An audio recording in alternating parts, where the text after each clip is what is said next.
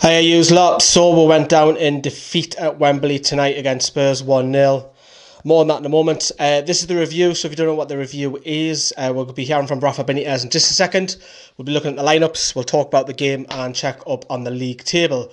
So let's begin with the lineups. You know, Rafa went with what we would say is his full-strength squad. There was 2 changes made from the defeat against Watford. Out comes Mankio, out comes Murphy. In came Yedlin, and in came Richley. And I was slightly surprised. The reason being is there was talk throughout the week that Mikel Merino might be given a run out. Hotspur even up top as well. But I was quite... still, Rafa, even with the stronger side, still surprised me. Spurs, on the other hand, I was the more surprised about Alderweireld being on the bench. Sanchez started. And, you know, we at Tottenham TV were saying that Vertonghen was their player of the season, which surprised me a little bit. In those front four, as we take it out with Spurs. They had a couple of problems in midfield because of Dembele being missing Harry Winks, so they went to Sissoko, who, of course, we all know about. But the game itself, in Vertonghen, speaking of those... he was a bit shaky the first half an hour. Newcastle really come out the blocks. We've seen the Ericsson free kick at the beginning, which Dubravka saved, but then Newcastle grew in confidence with several chances. You know, we've seen Shelby hit the outside the post with a free kick. We've seen Lascelles with a header, Lloris pulling it, palming it wide. There were several chances in that first half, and Newcastle had to score, including Dwight Gale, whilst we were on top, and we didn't. I like the fact that we'll come straight out the blocks, because all week that we had thought that we'll sit deep and we'll try and hit them on the counter, which we did to some extent because we're using John Joe Shelby a lot, more on him later. But we were stretching Spurs' central pairing and we were causing them problems. And when I say we, I'm talking about Gale and Perez were doing that, and those were our runners, so to speak. Going into the first half, disappointed that we're still 1-0 down because, 0-0. We were the better side and thinking, how are we not winning this game? The second half, Spurs scored within 5 minutes. You have to say, first of all, before I criticise anybody, is that's an absolutely fantastic finish. It's easier saying, yeah, if you give Harry Kane 1 yard, he'll score. And that's what we did.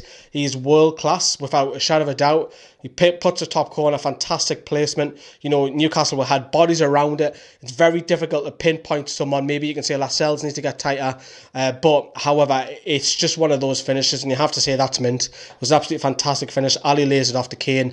And, you know... there was a couple of chances for Spurs afterwards, but not massive amounts. But it wasn't putting Newcastle in the downer. We still came out. We're still having chances, you know, trying to hit them on the counter and go and attack them. In particular, Gale had a couple of chances. Murphy, when he came off for Kennedy, he had a chance, a little bit more composure, and that would have went in the back of the net. He bursts past Sanchez, was fantastic beaten, but he blasted over.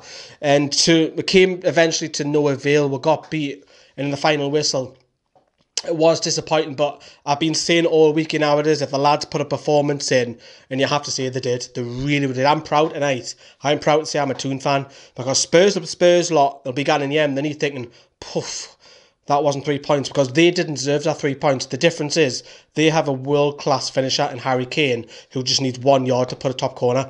We've got, no disrespect, a championship striker playing up top for us, who needs 5, 6, 7 chances to put one away. Kane had that one. And I have to say, Tottenham's front four barely saw Son have a kick, barely saw Ali, despite Harry Kane scoring, barely seen him.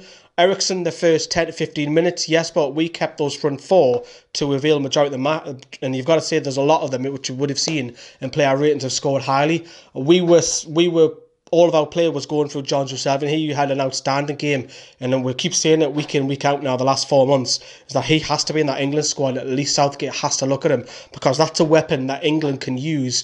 And, you know, the likes of Panama, the likes of whoever we come up against later on, even in the group stages, Tunisia, for example, you know, they're going to put 10, 11 men behind the ball, and someone like Shelby can unlock that, just long ball, cuts them out straight away. So, although I'm disappointed with the finishing, you know, I have to say the lads will go home, the fans I'm talking about, happy the night, but they'll be disappointed in one sense because of the finishing.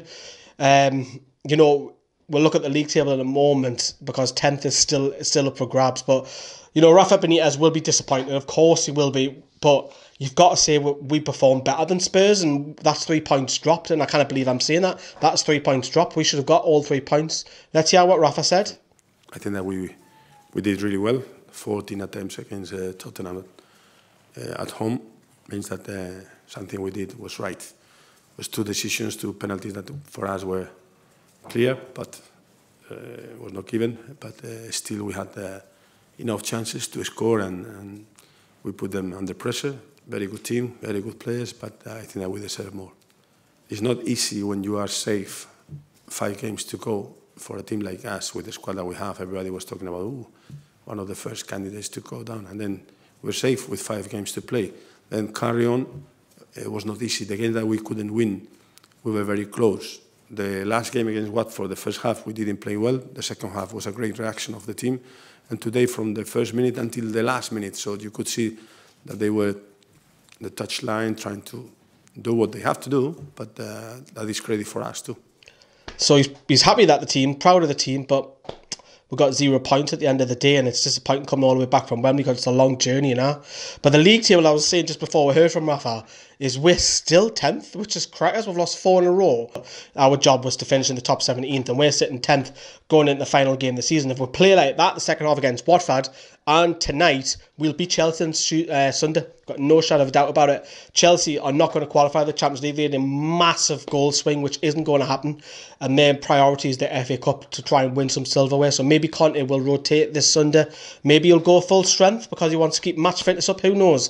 But if we play like that, we'll beat Chelsea on Sunday without a shadow of a doubt. Well done, the lads. I'm not slagging them off. That was really well done. Hopefully we get Kennedy signed. He had a poor game tonight. I'm not going to talk about it though. Yes, it was poor, but he has to be signed. Dubravka will be signed as well, of course. That's written in anyways. But let us know what you think and your thoughts down there below. Cheers for watching. Have a good night. Bye.